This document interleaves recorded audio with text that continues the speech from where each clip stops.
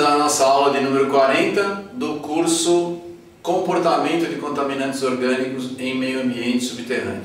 Essa aula, que é a aula Cosolventes 2, nós falamos do etanol na presença de água e gasolina em meio ambiente subterrâneo. Essa aula está inserida num contexto maior, que é o contexto de fluxo multifásico, que é a parte 2 do nosso curso.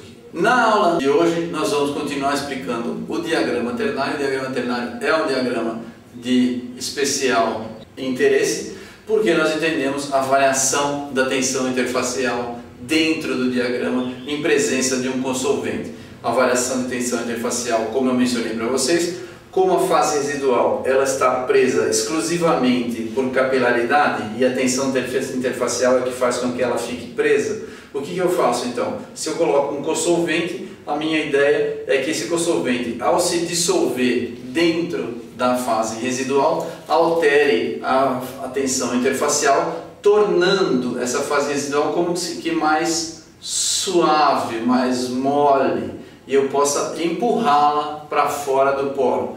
Como eu mostrei para vocês em aulas anteriores, se eu pegasse um balão de aniversário, uma festa infantil, tentasse empurrá-lo dentro de um buraco, ele não entra facilmente, porque ele tem uma estrutura externa que é rígida, ou rígida, é flexível, mas ela é dura. Então, se ele fosse muito mais mole e flexível, eu conseguiria empurrá-lo para dentro desse mesmo buraco, que é o mesmo conceito que eu estou fazendo. Eu estou alterando a estrutura da tensão interfacial da minha fase residual para fazer com que ela fique mais mole e ela possa passar pelo poro, né? O fluido não molhante não gosta de poros pequenos, por isso que ele fica preso. A gente está tentando então alterar essa propriedade.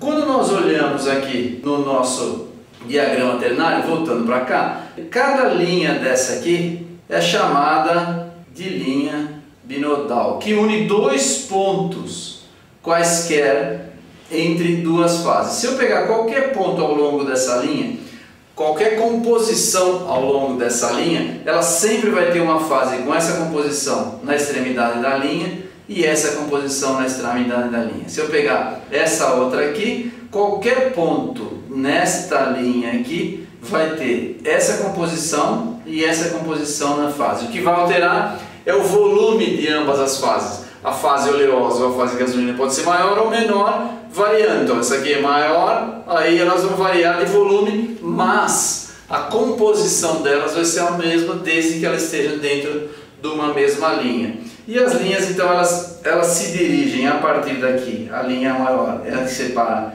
gasolina pura e água pura.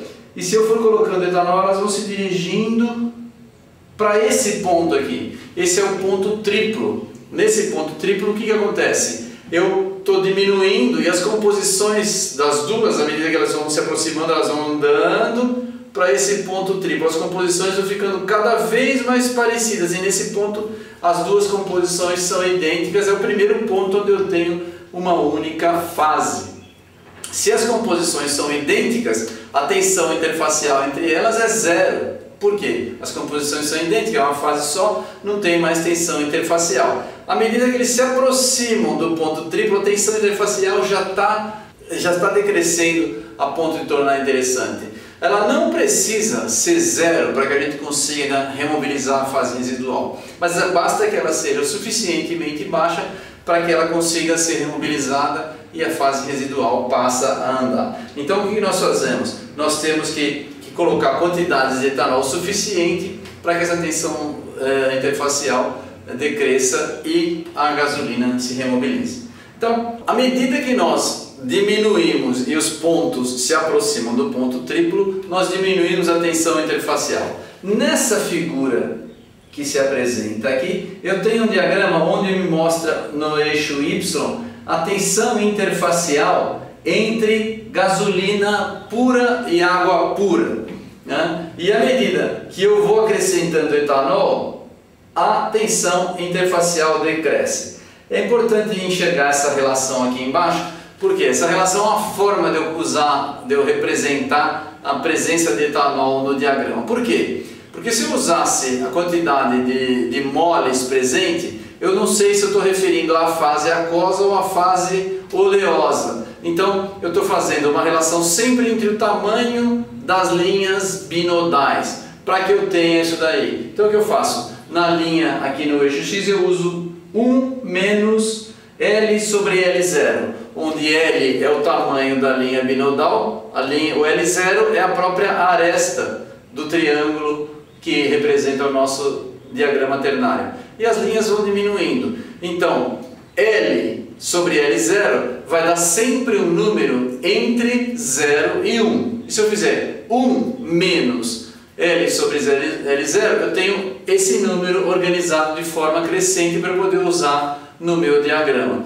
E eu consigo então ver que à medida que a minha linha binodal está diminuindo, o que está acontecendo? Esse meu número 1 menos L sobre L0 está aumentando. À medida que a linha está diminuindo, a tensão interfacial está decrescendo. E eu observo que quando eu tenho 20% só de decréscimo no tamanho da linha binodal, ou seja, quando o 1 menos L sobre L0 é igual a 0,2, eu já tenho um decréscimo significativo da tensão interfacial. A tensão interfacial começou em torno de 22, ela já cai para ao redor de 3 aqui, com 20% do decréscimo. Eu não preciso ter uma quantidade tão significativa de etanol para fazer com que a tensão interfacial decresça de forma importante. Porque a partir desse valor, o decréscimo da tensão interfacial não é tão significativo. Ou seja, a gente consegue obter resultados a partir de um decréscimo de tensão interfacial relativamente baixo, né? Ou seja, a gente consegue chegar num ponto próximo da remediação. Então, a nossa ideia era fazer injeção de etanol para ver o que acontece. Nos próximos slides, nas próximas aulas, nós vamos mostrar alguns experimentos onde nós mostramos a presença de etanol no meio poroso e finalmente nós vamos mostrar alguns resultados de uma remediação utilizando etanol.